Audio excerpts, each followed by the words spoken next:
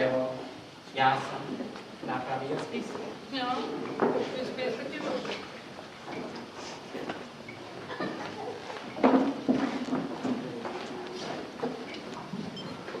Nema nas više od 19! Pobogu vas oba to čitava vojska. Koga si policiji? Tetka Savka. Ja, već ta tetka Savka. Pozajmila mi 200 dinara, evo ovde mi se popela s tih 200 dinara. To je, vraćam, to je za nju dosta. Prija Soje. Nju briši. Ona je za mene rekla da sam alapača. Nemoj tako, Živka. To je rekla dok još nisi bila ministar. A sad, evo ja te uveravam, tako nešto za živa Boga ne bi kazao. A na to sve, nemoj tako da meriš reči u familiji. Evo, ti si za mene rekla da sam kafanski klupodr i lopuže.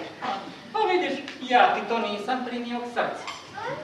Istina, nisam ti zbog toga dolazio u kuću, ali čim si postala ministarka, ja sam prvi dojurio da ti čestim. Sve to jesi, val. Dobro, ajde, koga si još upisao? Koga još imaš? Tetka Daca i njena čerka Kristina. Juju, to ono što je položila maturu. Jeste. Pa položila ispitajke na zdravlje, dosta je, brate, dosta. Jova Poparsi. Jel to ne srobije? Jeste. Jo,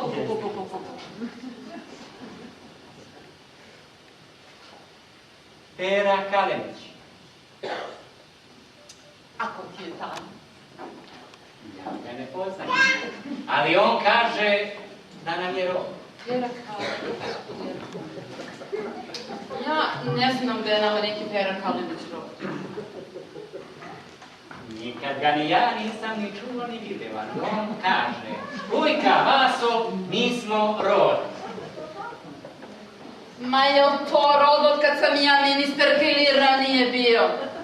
Ne znam, ja ga nikad nisam ni čuo ni video. Jo, pa šta hoćeš ti sa tim spiskom i kvasom? Da ih primješ, Živka. Koga da primim? Pa familiju.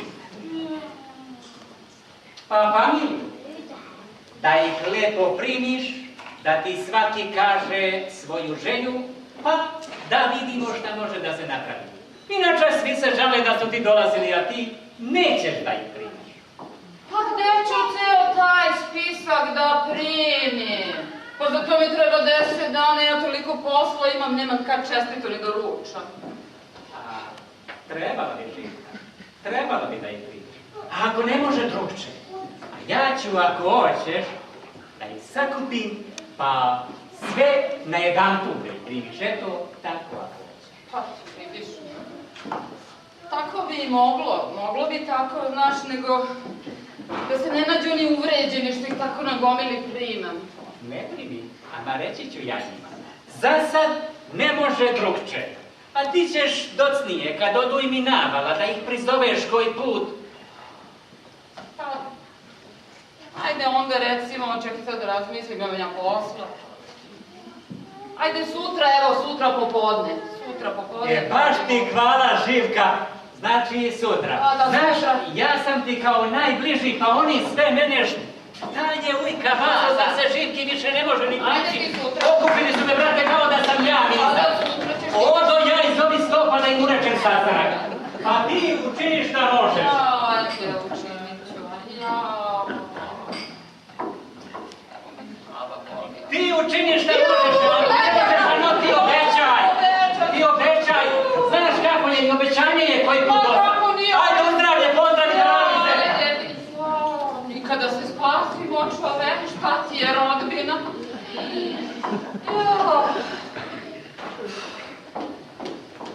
Gospodin Milković? Neka izvoli.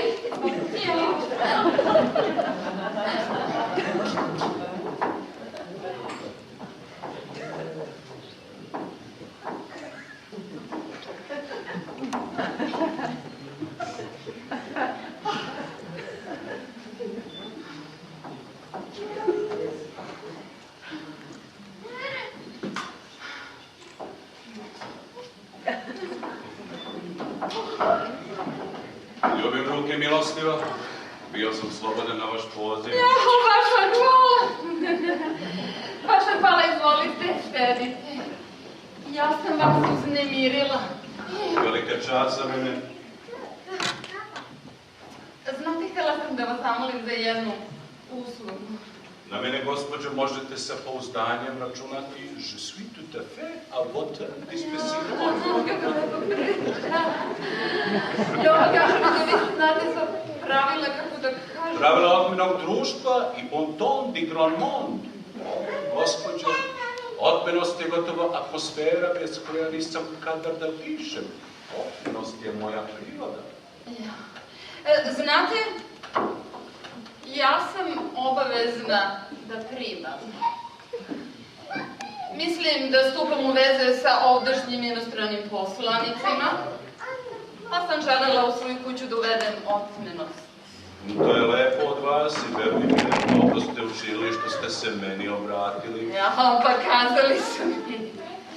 Gospođa draga, na primjer, dok je bila ministarka, nije htjela ni najobičniji korak da učini dok se sa mnom ne posavjetuje. Ja sam joj pravio jelovnike za večere, meni dine. Po mome je ukus namestila svoj budoar. Ja sam joj urađivao žureve, ja joj birao toalete. Ja imam, znate, jedan naročito prefinjen ukus good parfait. A gledajte, molim se, ja baš mislim da pravim jednu večernju haljinu.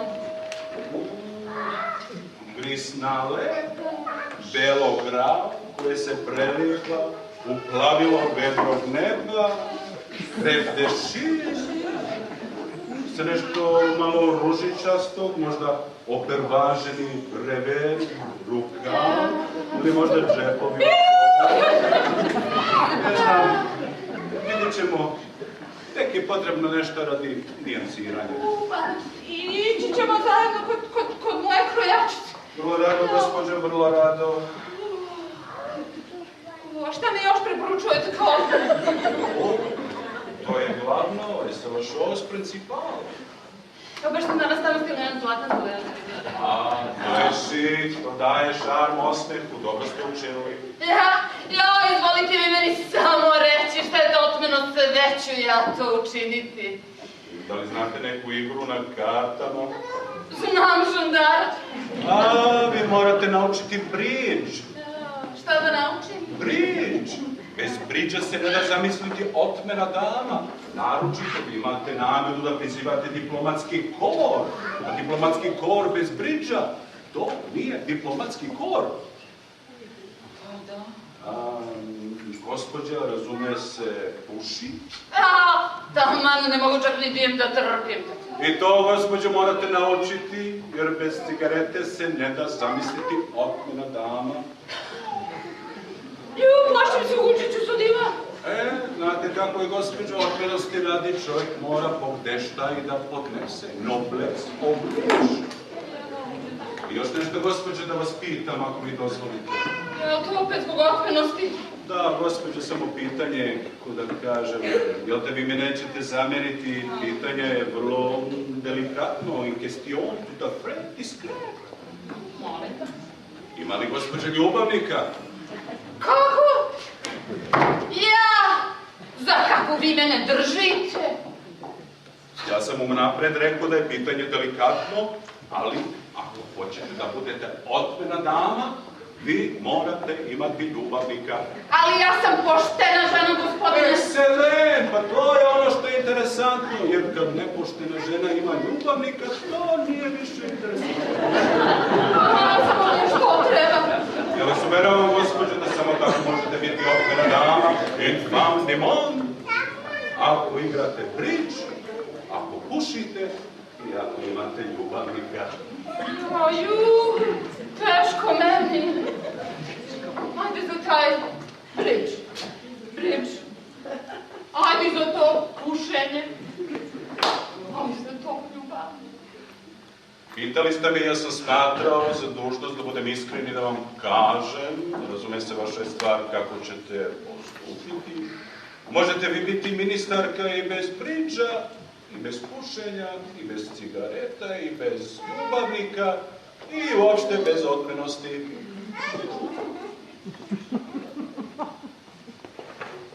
A gospa draga, je li ona igrala bridž? Razume se, igrala je, naučila je. I pušila je? Da, razume se. Ja, i ono... Da, gospođe, da, imala je ljubav. Ja, ko je to bio? Ja. Vi? A li gospa Nata bila otmena? Još kako. Ja, ako je bi ne. Opet ja. Opet vi? Pa vi to onako redom. Kabinet da ostavku, ja dam ostavku. A vi ste samo dok je osoba na vladi. Pa da, gospođe, dok je gospođa ministarka na vladi, ona mora biti otmena. Čim nije više na vladi, ona ne mora biti otmena. O, ništa to meni ne ulazi u glavu, pravo da vam kažem. Ništa ja to ne razumijem. Međutim, gospođo, ništa lakše od toga. Od svega što sam vam kazao, bridž je najteži. A šta je pušenje? Iskašljete se malo, pa gotova stvar. A šta je ljubav? Iskompromitujete se malo, pa gotova stvar. Ali bridž je, verujte, jedna vrlo teška i komplikovana igra. Eže kompleks, metrix stavije. Ali ja bih želela da ostanem poštena žena, gospodine. A ostanite, ko vam to brani? Kako? Ostanite ovamo, bridž! Kako da igram bridža da ostanem poštena? Zašto ne? Ma nije bridž, nisam to htjela da kažem, nego vidite, sve mi se uzmutilo u glavi, ne znam više ni šta govorim. Vidite, gospođo, nije to glavno imati ljubavnika radi sebe, već radi sveta. Potrebno je da se kompromitujete ako hoćete da budete odmena dama. Vohala sa sebe i principu mental. No dobro, a kako to mislite da se kompromituje? Potrebno je na već najskorijem žuru da postanete predmet razgovora. Da recimo jedna dama onako diskretno šapne onoj do sebe. Ko bi to rekao za gospođu Živku? A što za Boga da upita ona druga? Neverovatno, da odgovori ona prva. Ali sam pouzdano čula, zamislite, gospođa Živka preotela gospodina Minkovića od gospođe Natalije. Tako će da se šapuće oće. Ali, vrlo neverovatno, gospođe, da će biti takvi koji će vas braniti. O, ja to ne verujem, to je nemoguće, ja poznajem gospođu Živku. Nije ona taka. Vidite, gospođo, ima što vas brane, treba zapušiti usta. Zapušiti usta onima što me brani? Da, njima treba zapušiti usta. Reći ćete kako? Ne se, vrlo prosto i jednostavno. Ne bije se po. Vi morate sav svoj trud uložiti kod mog ministra, da mi da klasu. Da mi što pre da klasu. Istina, moj ministar će vam reći, pa on je dobio klasu pre 2 meseca. A vi mu recite, pa to je bilo pod starom vladom, a potrebno je i pod ovom da dobije klasu. Reći ćete, zašto? Zato što bi to, gospođo, najbolje zapušilo usta onima koji bi da vas brane. A kad njima jedan put zapuštimo usta, onda će da se šapiće na sve strane. Je li to samo da se šapuće i ništa više? Se sad, to je sasvim dovoljno, se si fizan. Mislim, ako je samo da se šapuće. A jel to kao za svet da budem nepoštena, a za sebe poštena? Može i tako, zašto ne, sama osim. Čudnova sa ta otmenost. Mislim, biva da su žene za svet poštene, a za sebe nepoštene, ovo sebe naopako. Pa dobro, jel vi i moj ljubavnik da budete? To je, gospođo, stvar vašeg ukusa, kako da se izrazim, question de vos sentiments intimes. Ako biste mene pitali za savjetu, najbolje uzeti nekoga koji je isprakticirati. Kako isprakticirati? Recimo, Ja već znam sve načine kako vrlo brzo da vas iskompromitujem. Onda ja znam stvar da razvijem i da joj dam jednu naročitu formu i formu specijal. Da na kraju krajeva vi sami o sebi počnete rđavo da mislite. I najzad, čim kabinet da ostavku, ja umem da pojmem da mi je dužnost da ja da ostavku. Uostalom, možete se raspitati o meni i u to sam uveren dobit ćete samo najpovoljnije informacije. Da sam juče umrla, ovo danas ne bi doživjela. Da, ali da ste juče umrli, vi danas ne biste bili gospođa ministarka. Pa i to je tačno. A dobro, eto, a kako vi to mislite? Bože moj, stvar je vrlo prosta. Što se tiče bridža, tu se morate vežbati. Što se tiče pušenja, tu se morate vežbati. A što se tiče ljubavnika, tu nemate šta da se vežbate. Kako nemam šta da se vežbam? Meni se čini, gospodine, vi nešto ružno mislite. Najbolje vi ste, gospođo, vidjeli kako ja to sve mislim da izvedem ako odmah pređemo na stvar. Ja, na koju stvar? Pa, recimo, vidite, bridž, na primjer, to možete sutra početi da vežbate. Što se tiče pušenja, možete se odmah sad poslužiti. Što se tiče ljubavnika i tu... I tu se mogu odmah poslužiti. Jeli, mnogo vi meni uvijate, gospodine, još ću ja da ispadnem nepuštena žena. Pardon, pardon. Ja ne prelazim granicu savjeta koji sam dužan vam dati, ako vi još uvijek na njih polažete. Ako ima nečeg što je neugodno u tim savjetima, ja sam gotov da reteriram. Vi ste željeli da vas upoznam sa pravilima otmenosti. Ma vidim ja, niste vi krivi, nego znate kako je. Mogu li smatrati, gospođe, da su dalje moji savjeti izlišni? Ma čekajte, gdje ćete, mamka. Vidim ja da mora tako, nije da ne vidim, nego... Znate kako je, nije lako tek tako baciti obraz pod noge. Kako vi želite? Pa dobro, evo. Ajde, evo da počnemo taj bridž da učimo od sutra. A za pušanje, evo dajte mi to. Molim, kamo, izvolite.